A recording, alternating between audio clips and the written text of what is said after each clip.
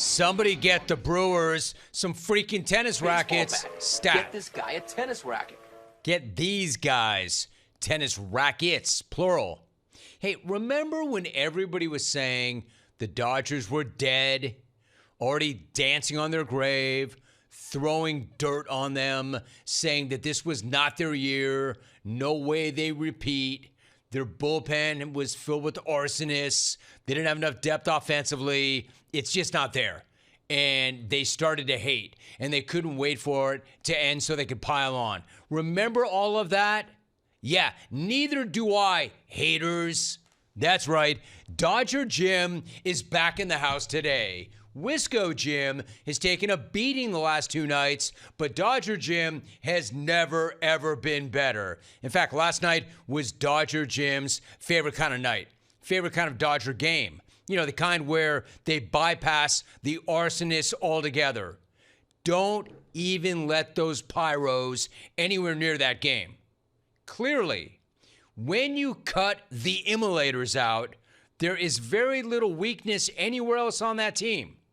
When you stop the pyromaniacs from burning everything in sight right to the ground, it turns out what you have left is a pretty dominant squad. In fact, I'd even say an unbeatable squad.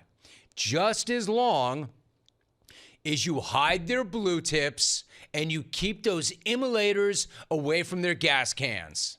Because as historically incredible as Blake Snell was in Game 1, I'm going to argue that Yamamoto was even better last night. He was at least as good as Snell was, and Snell was unbelievable. It's pretty incredible when you think about it. That was the first Dodger complete game last night since my man, Jose Lima, twirled one back in 2004. R.I.P. legend. It's my man. I love Lima time, baby. It is Lima time, baby. It's been over 20 years. It's been over 20 years, baby, since Lima time. Last night was Lima time. Last night was Yoshi time, baby. So they go back to back. I mean, 2 of the best pitching performances you're ever going to see. Do you realize the Brewers have not had a single runner in scoring position yet? Not yet in this series. Not one. Against a starter. Snell and Yamamoto have been so dominant, nobody's even sniffed second base, let alone home plate. 17 innings between the 2 of them, no runners past first base. You know, I say that because the first hitter last night on the first pitch of the game left the yard, but that doesn't count because that dude just kept running. He didn't stop on second or third. He just kept going. Jackson Chourio. Jackson. He hit it out, jogged around the bases, and just like that, you're like, oh, man, they're back. Just like that. Pretty funny that Yoshi had his first pitch knocked out of the ballpark, but then was perfect, nearly perfect from that point on. You want to talk about walking off the bump and resetting yourself. Reminds me of when I used to sit in the stands when Logan Rome was a pitcher in high school, and some kid would turn him around like 450 feet. And I'd be screaming, nothing hurt, nothing hurt. You're good, nothing hurt. Knowing all the while, everything hurt. But not to Yoshi. Not to Yoshi. And to be fair to him, I don't even think that first pitch was that bad of a pitch. I mean, it was far from his best pitch, but not that big of a mistake. Well, until you see where the ball went. But when the ball left his hand and the spot he hit, you start that game with 97-mile-per-hour heat, running low and in on a right-handed hitter. Generally, you don't get burned for it. Not like that. Rarely will you see somebody turn on something like that and go oppo. But that's exactly what happened. Season, and on the first pitch, Jackson Chourio sends one into deep right, and that one's going to fly out of here. Chourio with a home run to start it offensively for the Brewers. I mean, how wild was that? One pitch. First pitch. When that happened, I was thinking to myself, welcome to the party, pal. Welcome to the party. They're here. There they are. There are the Brewers. There's the team that was the best team in baseball all year long. Of course they were going to respond. They weren't going to lay down and die. Of course they're going to eat that crazy loss in game 1, and then they're going to come right back and counterpunch in game 2. Except they didn't.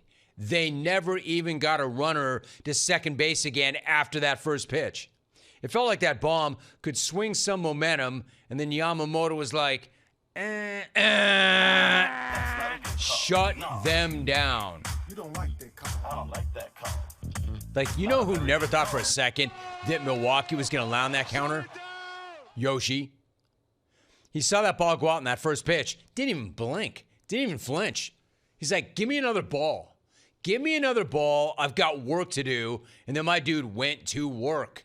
7 Ks, 3 hits, 111 pitches, 9 innings of complete game ball. I mean, brilliant ball. Bro retired the last 14 batters of that game.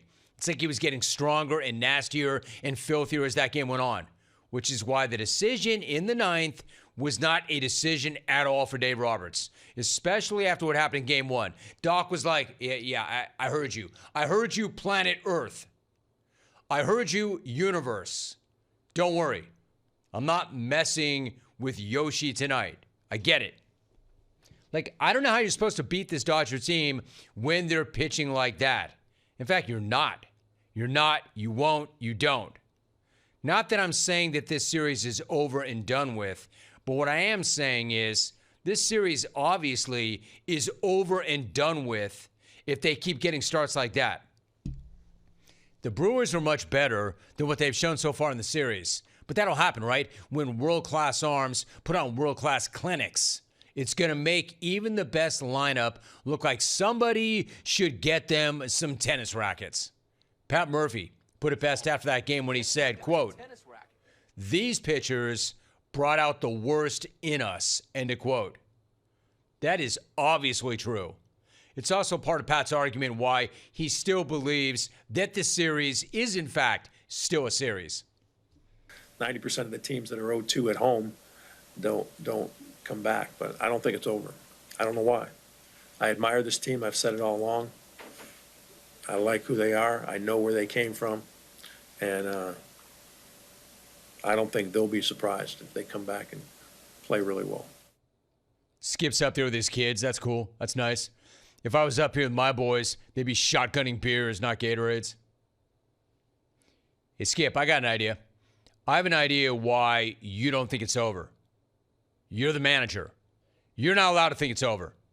You're paid to think that it isn't over. I get that. However, I would be very surprised if the Brewers come back and win this series. Very surprised. I'm not saying it's over. I'm saying that I don't expect to be driving my Wisco Jim whip anytime soon.